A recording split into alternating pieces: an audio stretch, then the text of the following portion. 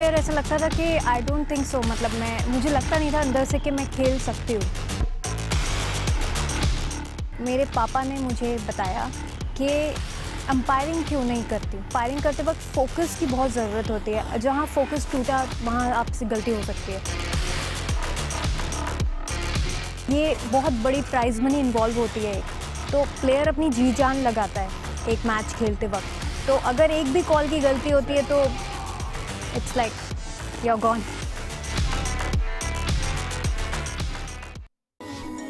हौसले और जज्बे से बड़ी मुश्किल को आसान बनाया जा सकता है, असंभव कार्यों को भी संभव बनाया जा सकता है। और जो लोग अपने हौसले और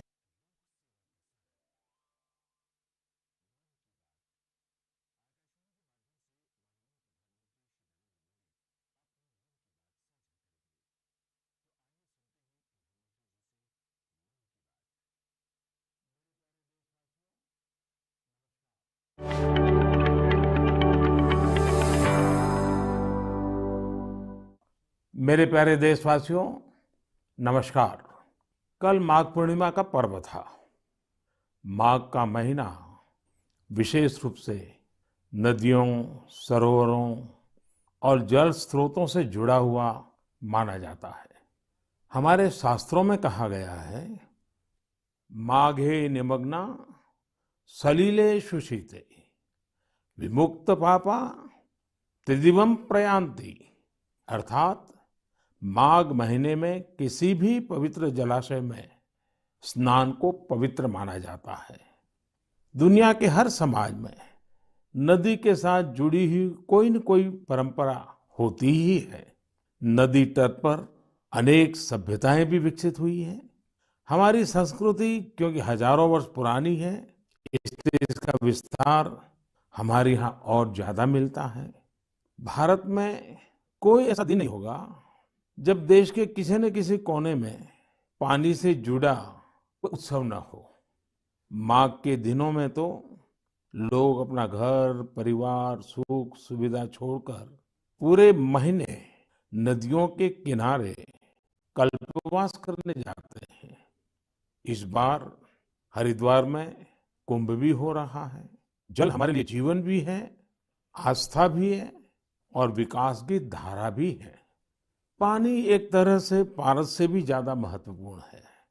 कहा जाता है, पारस के स्पर्श से लोहा सोने में परिवर्तित हो जाता है। वैसे ही पानी का स्पर्श जीवन के लिए जरूरी है, विकास के लिए जरूरी है। साथियों, माघ महीने को जल से जोड़ने का संभवतः एक और भी कारण है। इसके बाद से ही सर्दियां खत्म हो जाती हैं और गर्मियों की दस्तक होने लगती है। इसलिए पानी के संरक्षण के लिए हमें अभी से ही प्रयास शुरू कर देने चाहिए। कुछ दिनों बाद मार्च महीने में ही 22 तारीख को वर्ल्ड वाटर डे भी है। मुझे यूपी की आराध्या जी ने लिखा है कि दुनिया में करोड़ों लोग अपने जीवन का बहुत बड़ा हिस्सा पानी की कमी को पूरा करने में ही लगा देते हैं। बिन पानी सब सून, ऐसे ही नहीं कहा गया है। पानी के संकट को हल करने के लिए बहुत ही अच्छा मैसेज पश्चिम बंगाल के उत्तर दिनाजपुर से सुजीत जी ने मुझे भेजा है। सुजीत जी ने लिखा है कि प्रकृति ने जल के रूप में हमें एक सामूहिक उपहार दिया है, इसलिए इसे बचाने की जिम्मेदारी भी सामूहिक है। ये बात सही है। जैसे सामूहिक उपहार है, वैसे ही सामूहिक उत्तरदायित्व भी है। सुजीत जी की बात बिल्कुल सही है। नदी, तालाब, झील, वर्षा या जमीन का पानी, ये सब हर किसी के लिए है। साथियों, एक समय था जब गांव में कुएं, पोखर, इनकी देखभाल सब मिलकर करते थे। अब ऐसा ही एक प्रयास तमिलनाडु के तिरुवन्नामलाई में हो रहा है। यहाँ स्थानीय लोगों ने अपने कुओं को संरक्षित करने के लिए अभियान चलाया हुआ है। ये लोग अपने इलाके में वर्षों से बंद पड़े सार्वजनिक कुओं को फिर से जीवित कर रहे हैं। मध्य प्रदेश के अगरोदा गांव की बबीता राजपूत जी भी जो कर रही है, उससे आप सभी को प्रेरणा मिलेगी। बबीता जी का गांव बुंदेलखंड में है। उनके गांव के पास कभी एक बहुत बड़ी झील थी जो सूख गई थी। उन्होंने गांव की ही दूसरी महिलाओं को साथ लिया और झील तक पानी ले जाने के लिए एक नहर बना दी। इस नहर से बारिश का पानी सीधे झील में जाने लगा। अब ये झील पानी से भरी रहती है। साथियों, उत्तराखंड के बागेश्वर में रहने वाले जगदीश कुनियाल जी का काम भी बहुत कुछ सिखाता है। जगदीश जी का गांव और आसपास का क्षेत्र पानी की जरूरतों के लिए एक प्राकृतिक स्रोत पर निर्भर था, लेकिन कई साल पहले ये स्रोत सूख गया। इससे पूरे इलाके में पानी का संकट गहराता चला गया। जगदीश जी ने इस संकट का हल वृक्षारोपण से करने की ठानी। उन्हें पूरे इलाके में गांव के लोगों के साथ मिलकर हजारों पेड़ लगाए और आज उनके इलाके का सूख चुका वो जल स्रोत फिर से भर गया है। साथियों, पानी को लेकर हमें इसी तरह अपनी सामूहिक जिम्मेदारियों को समझना होगा। भारत के ज्यादातर हिस्सों में मई जून में बारिश शुरू होती है। क्या हम अभी से अपने आसपास के जल स्रोतों की सफाई के लिए, वर्षा जल के संचयन के लिए 100 दिन का कोई अभियान शुरू कर सकते हैं? इसी सोच के साथ अब से कुछ दिन बाद जल शक्ति मंत्रालय द्वारा भी जल शक्ति अभियान कैच द रेन भी शुरू किया जा रहा है। इस अभियान का मूल मंत्र है catch the rain where it falls when it falls. हम अभी से जुटेंगे। हम पहले से जो रेन वाटर हार्वेस्टिंग सिस्टम है उन्हें दुरुस्त करवा लेंगे। गांवों में, तालाबों में, पोखरों की सफाई करवा लेंगे। जल स्रोतों तक जा रहे पानी के रास्ते की रुकावटें दूर कर लेंगे तो ज्यादा से ज्यादा वर्षा जल का संचयन कर पाएंगे। मेरे प्यारे देशवासियों, जब भी माघ महीने और इसके आध्यात्मिक सामाजिक महत्व की चर्चा होती है तो ये चर्चा एक नाम के बिना पूरी नहीं होती। ये नाम है संत रविदास जी का। माघ पूर्णिमा के दिन ही संत रविदास जी की जयंती होती है। आज भी संत रविदास जी के शब्द, उनका ज्ञान हमारा पथ प्रदर्शन करता है। उन्होंने कहा था, एकई माटी के सब भांडे, सबका एको सृजनहार। रविदास व्यापई एकई घट भीतर, सबको एकई घड़े कुम्हार। हम सभी एक ही मिट्टी के बर्तन हैं, हम सभी को एक ने ही गढ़ा है। संत रविदास जी ने समाज में व्याप्त विकृतियों पर हमेशा खुलकर अपनी बात कही। उन्होंने इन विकृतियों को समाज के सामने रखा, उसे सुधारने की राह दिखाई। और तभी तो मीरा जी ने कहा था, गुरु मिलिया रैदास, दीनी ज्ञान की घुटकी। ये मेरा सौभाग्य है कि मैं संत रविदास जी की जन्मस्थली वाराणसी से जुड़ा हुआ हूँ। संत रविदास जी के जीवन की आध्यात्मिक ऊंचाई को और उनकी ऊर्जा को मैंने उस तीर्थ स्थल में अनुभव किया है। साथियों, रविदास जी कहते थे, करम बंधन में बंद रहियो, फल की नात जियो आस। कर्म मानुष का धर्म है, सत भाखे रविदास। अर्थात हमें निरंतर अपना कर्म करते रहना चाहिए, फिर फल तो मिलेगा ही मिलेगा। यानी कर्म से सिद्धि तो होती ही होती है। हमारे युवाओं को एक और बात संत रविदास जी से जरूर सीखनी चाहिए। युवाओं को कोई भी काम करने के लिए खुद को पुराने तौर तरीकों में बांधना नहीं चाहिए। आप अपने जीवन को खुद ही तय करिए, अपने तौर तरीके भी खुद बनाइए और अपने लक्ष्य भी खुद ही तय करिए। अगर आपका विवेक, आपका आत्मविश्वास मजबूत है तो आपको दुनिया में किसी भी चीज से डरने की जरूरत नहीं है। मैं ऐसा इसलिए कहता हूं क्योंकि कई बार हमारे युवा एक चली आ रही सोच के दबाव में वो काम नहीं कर पाते जो करना वाकई उन्हें पसंद होता है। इसलिए आपको कभी भी नया सोचने, नया करने में संकोच नहीं करना चाहिए। इसी तरह संत रविदास जी ने एक और महत्वपूर्ण संदेश दिया है। ये संदेश है अपने पैरों पर खड़ा होना। हम अपने सपनों के लिए किसी दूसरे पर निर्भर रहें, ये बिल्कुल ठीक नहीं है। जो जैसा है वैसा चलता रहे, रविदास जी कभी भी इसके पक्ष में नहीं थे। और आज हम देखते हैं कि देश का युवा भी इस सोच के पक्ष में बिल्कुल नहीं है। आज जब मैं देश के युवाओं में इनोवेटिव स्पिरिट देखता हूं, तो मुझे लगता है कि हमारे युवाओं पर संत रविदास जी को जरूर गर्व होता। मेरे प्यारे देशवासियों, आज नेशनल साइंस डे भी है। आज का दिन भारत के महान वैज्ञानिक डॉक्टर सीवी रमन जी द्वारा की गई रमन इफेक्ट खोज को समर्पित है। केरल से योगेश्वरन जी ने नमो ऐप पर लिखा है कि रमन इफेक्ट की खोज ने पूरी विज्ञान की दिशा को बदल दिया था।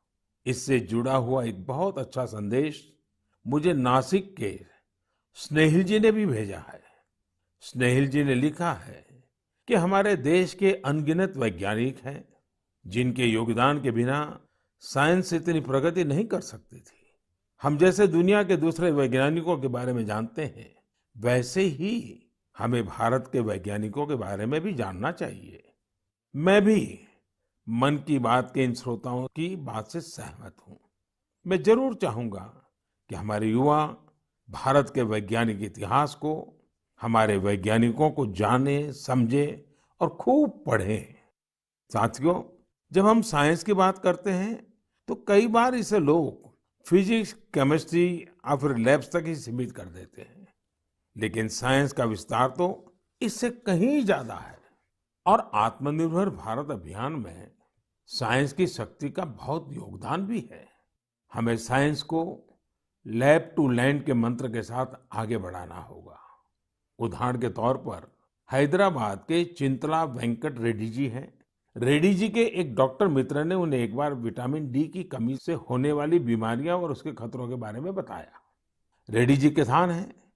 उन्होंने सोचा कि वो इस समस्या के समाधान के लिए क्या कर सकते हैं। इसके बाद उन्होंने मेहनत की और गेहूं, चावल की ऐसी प्रजातियों को विकसित की जो खास तौर पर विटामिन डी से युक्त है। इसी महीने उन्हें world intellectual property organisation Geneva से पेटेंट भी मिली है।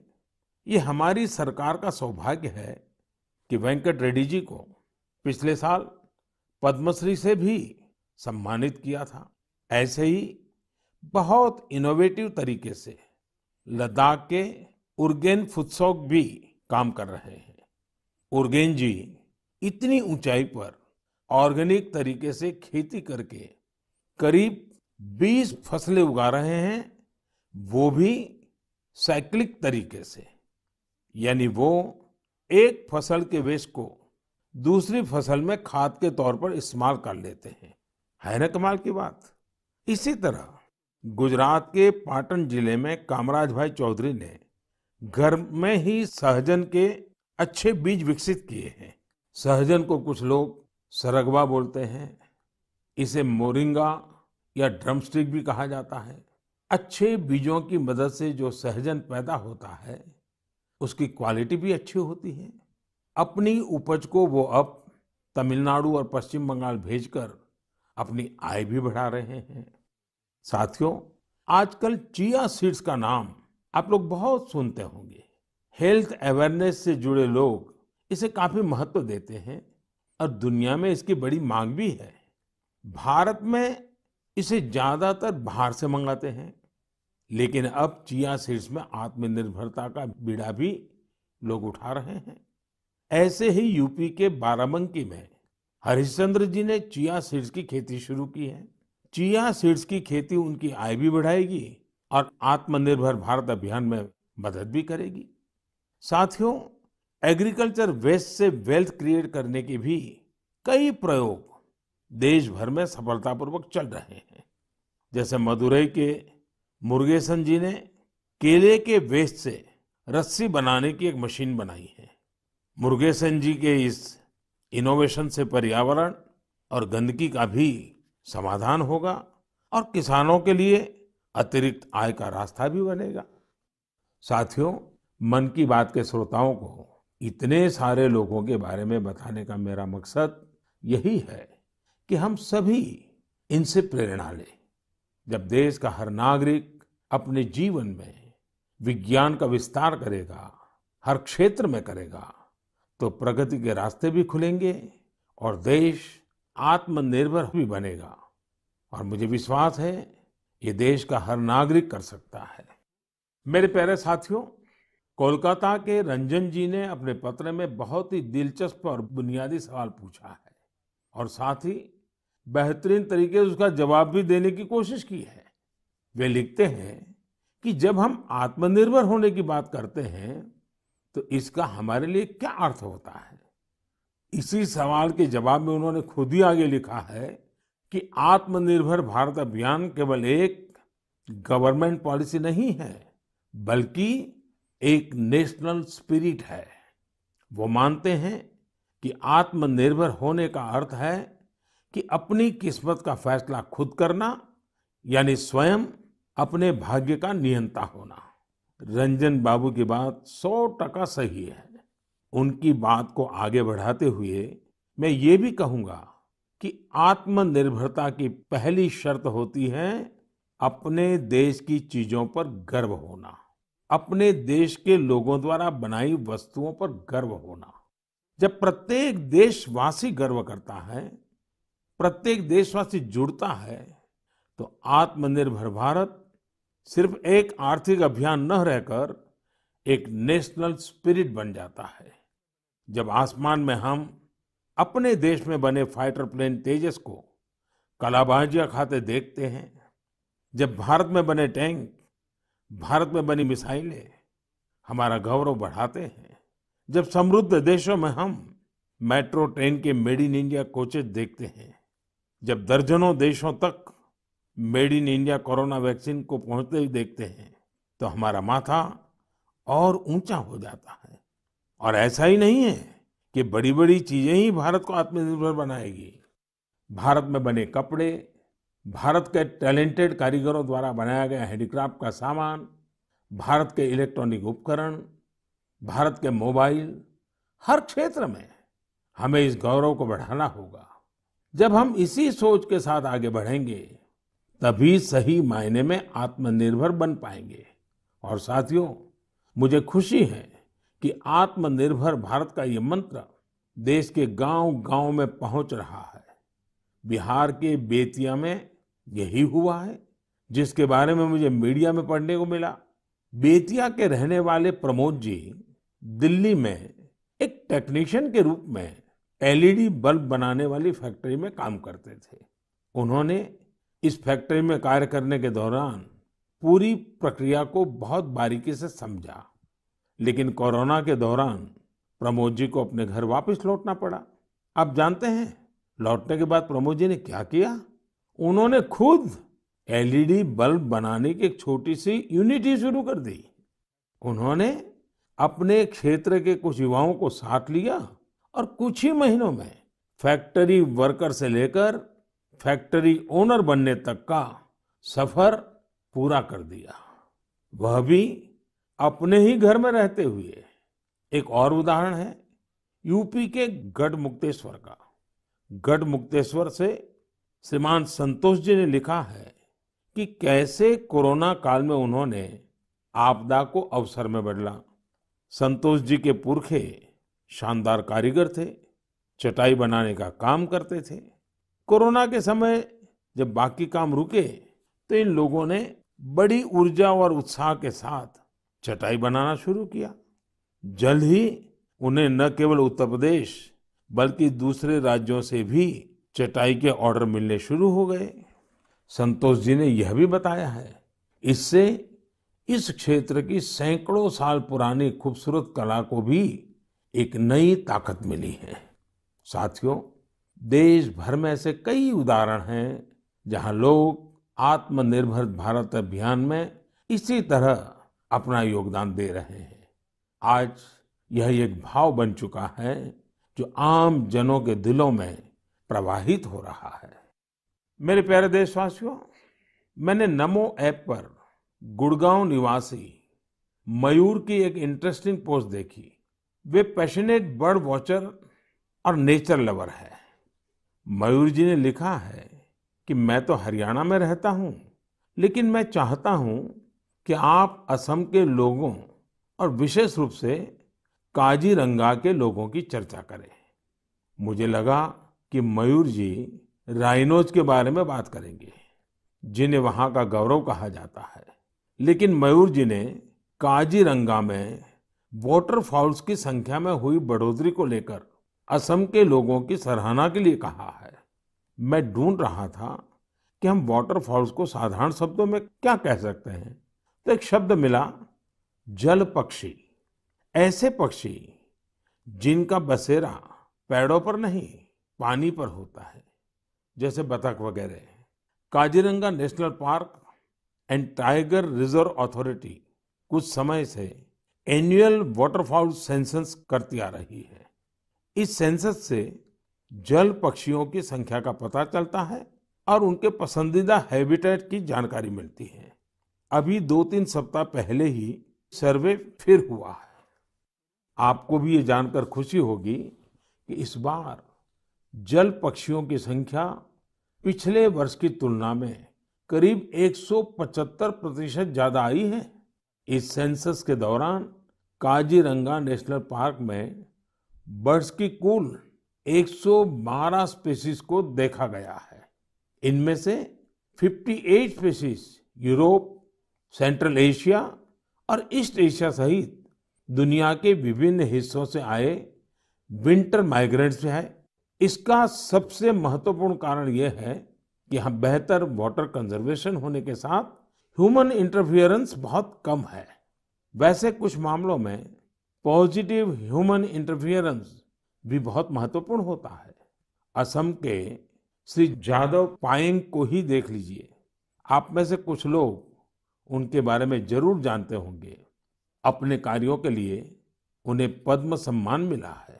श्री जादव पायेंग वो शख्स हैं जिन्होंने असम में मजुली आइलैंड में करीब 300 हेक्टेयर प्लांटेशन में अपना सक्रिय योगदान दिया है।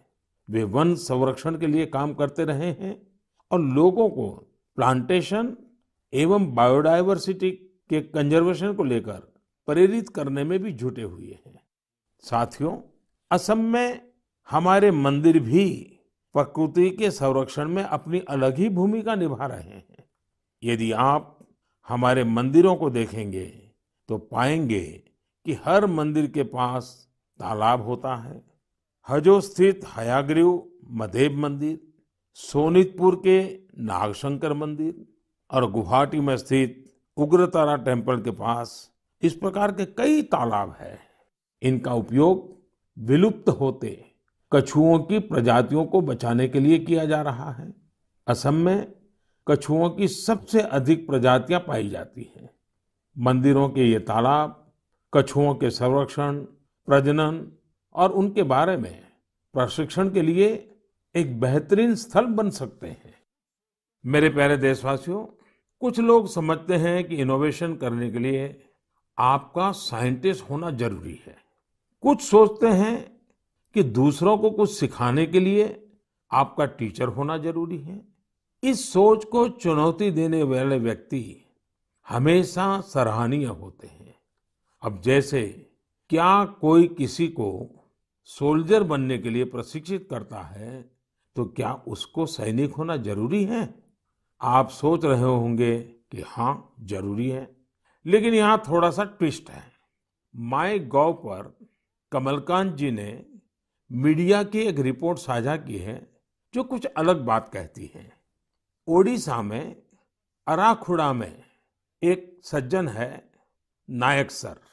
वैसे तो इनका नाम सिलू नायक है, पर सब उन्हें नायक सर ही बुलाते हैं। दरअसल वे मैन ऑन अ मिशन है। वह उन युवाओं को मुफ्त में प्रशिक्षित करते हैं जो सेना में शामिल होना चाहते हैं। नायक सर के ऑर्गेनाइजेशन का नाम महागुरु बटालियन है। इसमें फिजिकल फिटनेस से लेकर इंटरव्यूज तक और राइटिंग से लेकर ट्रेनिंग तक इन सभी पहलुओं के बारे में बताया जाता है। आपको यह जानकर हैरानी होगी कि उन्होंने जिन लोगों को प्रशिक्षण दिया है, उन्होंने थल सेना, जल सेना, वायुसेना, सीआरपीएफ, बीएसएफ ऐसे यूनिफॉर्म फोर्सेस में अपनी जगह बनाई है। वैसे आप ये जानकर भी आश्चर्य से भर जाएंगे कि सिलू नायक जी ने खुद ओडिशा पुलिस में भर्ती होने के लिए प्रयास किया था, लेकिन वो सफल नहीं हो पाए। इसके बावजूद उन्होंने अपने प्रशिक्षण के दम पर अनेक युवाओं को राष्ट्र सेवा के योग्य बनाया है। आइए हम सब मिलकर नायक सर को शुभकामना दें कि वह हमारे देश के लिए और अधिक नायकों को तैयार करें। साथियों, कभी-कभी बहुत छोटा और साधारण सा सवाल भी मन को झकझोर जाता है। ये सवाल लंबे नहीं होते हैं, बहुत सिंपल होते हैं, फिर भी वे हमें सोचने पर मजबूर कर देते हैं। कुछ दिन पहले हैदराबाद की अपर्णा रेड्डी जी ने मुझसे ऐसा ही एक सवाल पूछा। उन्होंने कहा कि आप इतने साल से पीएम है, इतने साल सीएम रहे, क्या आपको कभी लगता है कि कुछ कमी रह गई? अपर्णा जी का सवाल बहुत सहज है, लेकिन उतना ही मुश्किल भी। मैंने इस सवाल पर विचार किया और खुद से कहा, मेरी एक कमी ये रही कि मैं दुनिया की सबसे प्राचीन भाषा तमिल सीखने के लिए बहुत प्रयास नहीं कर पाया। मैं तमिल नहीं सीख पाया। यह एक ऐसी सुंदर भाषा है जो दुनिया भर में लोकप्रिय है। बहुत से लोगों ने मुझे तमिल लिटरेचर की क्वालिटी और इसमें लिखी गई कविताओं की गहराई के बारे में बहुत कुछ बताया है। भारत ऐसी अनेक भाषाओं की स्थली है जो हमारी संस्कृति और गौरव का प्रतीक है। भाषा के बारे में बात करते हुए मैं एक छोटी सी इंटरेस्टिंग क्लिप आप सबके साथ साझा करना चाहता हूँ।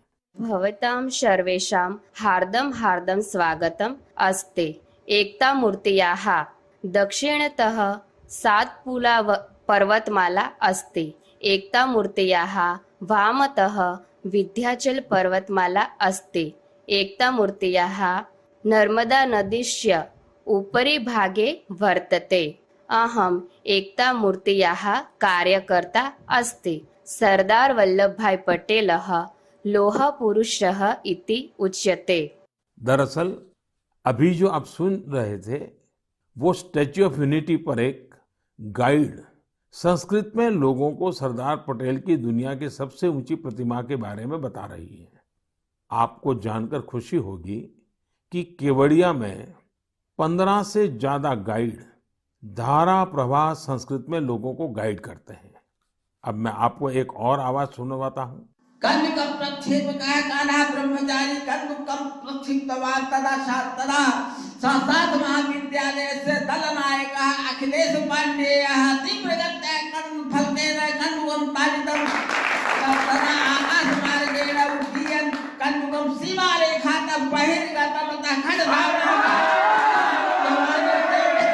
तेषां कोशे खड्गधावनां आप भी इसे सुनकर हैरान हो गए होंगे। दरअसल ये संस्कृत में की जा रही क्रिकेट कमेंट्री है। वाराणसी में संस्कृत महाविद्यालयों के बीच एक क्रिकेट टूर्नामेंट होता है। ये महाविद्यालय है शास्त्रार्थ महाविद्यालय, स्वामी वेदांती वेद विद्यापीठ, श्री ब्रह्मवेद विद्यालय और इंटरनेशनल चंद्रमौली चैरिटेबल ट्रस्ट। इस टूर्नामेंट के मैचों के दौरान कमेंट्री संस्कृत में भी की जाती है। अभी मैंने उस कमेंट्री का एक बहुत ही छोटा सा हिस्सा आपको सुनाया। यही नहीं, इस टूर्नामेंट में खिलाड़ी और कमेंटेटर पारंपरिक परिधान में नजर आते हैं। यदि आपको एनर्जी, एक्साइटमेंट, सस्पेंस सब कुछ एक साथ चाहिए तो आपको खेलों की कमेंट्री सुननी चाहिए। टीवी आने से बहुत पहले स्पोर्ट्स कमेंट्री ही वो माध्यम थी जिसके जरिए क्रिकेट और हॉकी जैसे खेलों का रोमांच देश भर के लोग महसूस करते थे। टेनिस और फुटबॉल मैचों की कमेंट्री भी बहुत अच्छी तरह से पेश की जाती है। हमने देखा है कि जिन खेलों में कमेंट्री समृद्ध है, उनका प्रचार प्रसार बहुत तेजी से होता है। हमारे यहाँ भी बहुत से भारतीय खेल हैं, लेकिन उनमें कमेंट्री कल्चर नहीं आया है और इस वजह से वो लुप्त होने की स्थिति में है। मेरे मन में एक विचार है, क्यों न अलग अलग स्पोर्ट्स और विशेषकर भारतीय खेलों की अच्छी कमेंट्री अधिक से अधिक भाषाओं में हो। हमें इसे प्रोत्साहित करने के बारे में जरूर सोचना चाहिए। मैं खेल मंत्रालय और प्राइवेट संस्थान के सहयोगियों से इस बारे में सोचने का आग्रह करूंगा। मेरे प्यारे युवा साथियों, आने वाले कुछ महीने आप सबके जीवन में विशेष महत्व रखते हैं। अधिकतर युवा साथियों के एग्जाम्स, परीक्षाएं होगी। आप सबको याद है ना, वॉरियर बनना है, वरियर नहीं। हंसते हुए एग्जाम देने जाना है और मुस्कुराते हुए लौटना है। किसी और से नहीं, अपने आप से ही स्पर्धा करनी है। पर्याप्त नींद भी लेनी है और टाइम मैनेजमेंट भी करना है। खेलना भी नहीं छोड़ना है, क्योंकि जो खेले वो खिले। रिवीजन और याद करने के स्मार्ट तरीके अपनाने हैं। यानी कुल मिलाकर इन एग्जाम्स में अपने बेस्ट को बाहर लाना है। आप सोच रहे होंगे, यह सब होगा कैसे? हम सब मिलकर यह करने वाले हैं। हर वर्ष की तरह इस वर्ष भी हम सब करेंगे परीक्षा पे चर्चा। लेकिन मार्च में होने वाली परीक्षा पे चर्चा से पहले मेरी आप सभी एग्जाम वॉरियर से, पेरेंट्स से और टीचर से रिक्वेस्ट है कि अपने अनुभव, अपने टिप्स जरूर शेयर करें। आप माईगोव पर शेयर कर सकते हैं, नरेंद्र मोदी ऐप पर शेयर कर सकते हैं। इस बार की परीक्षा पे चर्चा में युवाओं के साथ साथ पेरेंट्स और टीचर्स भी आमंत्रित है। कैसे पार्टिसिपेट करना है, कैसे प्राइज जीतने हैं, कैसे मेरे साथ डिस्कशन का अवसर पाना है, ये सारी जानकारियां आपको माईगोव पर मिलेगी। अब तक 1 लाख से अधिक विद्यार्थी, करीब 40,000 पेरेंट्स और तकरीबन 10,000 टीचर भाग ले चुके हैं। आप भी आज ही पार्टिसिपेट कीजिए। इस कोरोना के समय में मैंने कुछ समय निकालकर एग्जाम वॉरियर बुक में भी कई नए मंत्र जोड़ दिए हैं। अब इसमें पेरेंट्स के लिए भी कुछ मंत्र ऐड किए गए हैं। इन मंत्रों से जुड़ी ढेर सारी interesting activities Narendra Modi app पर दी हुई है, जो आपके अंदर के एग्जाम वॉरियर को इग्नाइट करने में मदद करेगी। आप इनको जरूर ट्राई करके देखिए। सभी युवा साथियों को आने वाली परीक्षाओं के लिए बहुत बहुत शुभकामनाएं। मेरे प्यारे देशवासियों, मार्च का महीना हमारे फाइनेंशियल ईयर का आखिरी महीना भी होता है। इसलिए आप में से बहुत से लोगों के लिए काफी व्यस्तता भी रहेगी। अब जिस तरह से देश में आर्थिक गतिविधियां तेज हो रही हैं, उससे हमारे व्यापारी और उद्यमी साथियों की व्यस्तता भी बहुत बढ़ रही है। इन सारे कार्यों के बीच हमें कोरोना से सावधानी कम नहीं करनी है। आप सब स्वस्थ रहेंगे, खुश रहेंगे, कर्तव्य पथ पर डटे रहेंगे, तो देश तेजी से आगे बढ़ता रहेगा। आप सभी को त्योहारों की अग्रिम शुभकामनाएं। साथ साथ कोरोना के संबंध में जो भी नियमों का पालन करना है, उसमें कोई ढिलाई नहीं आनी चाहिए। बहुत बहुत धन्यवाद।